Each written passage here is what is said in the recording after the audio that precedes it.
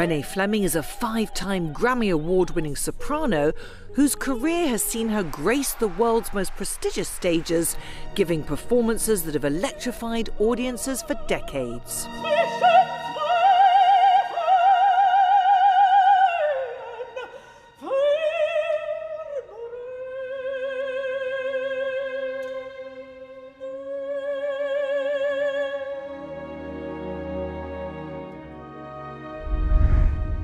Renée is now an advocate for the benefits of arts, health and neuroscience, believing that music has benefits beyond it simply being for our listening pleasure. As artistic advisor at large for the John F. Kennedy Center for the Performing Arts, she initiated Sound Health, a collaboration with the National Institutes of Health, and she launched the Renée Fleming Foundation, exploring the connection between music and health research. It's a passion that has led her to be honoured with awards the world over. Renée Fleming receives the 2023 Crystal Award for her leadership in championing the power of music and its relation to health, community and culture. Ladies and gentlemen, please join me in congratulating Renée Fleming for receiving the 2023 Crystal Award.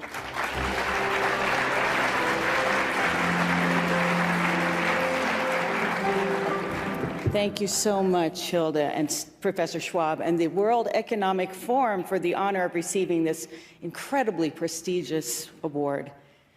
So I've had the privilege of performing on 6 continents, witnessing the power of music to move people to joy or tears.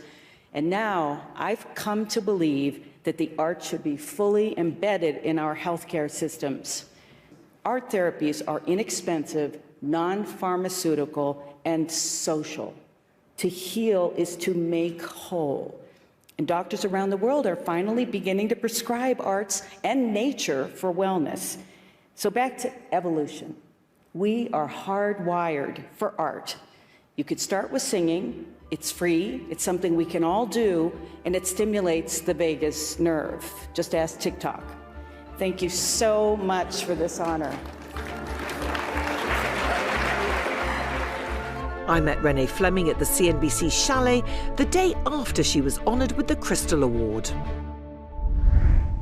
Renée Fleming, thank you so much for joining me on CNBC Meets here at the World Economic Forum in Davos. I'm really delighted to be here. Well, of course, you are recognised for your advocacy, leadership in championing the power of music and its impact on health, community and culture. Tell me about your work in that field. So science has, because of the development of brain scanning, has been able to really see what the power of music is on the brain. And music actually is active in every area of the brain that's so far been mapped. And this really, we owe this to evolution.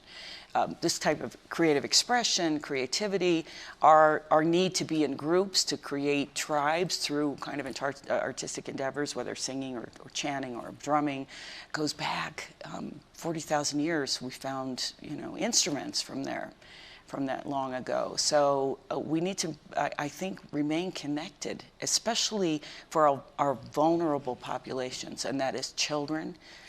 The research now that is exploding and really being supported, the NIH is now funding research on music in the brain. So children are very fragile, and we need to support them with what helps their brains develop. Learning an instrument does that really well.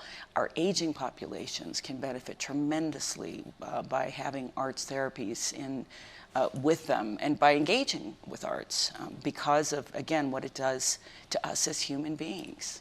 How effective do you think these musical therapies are?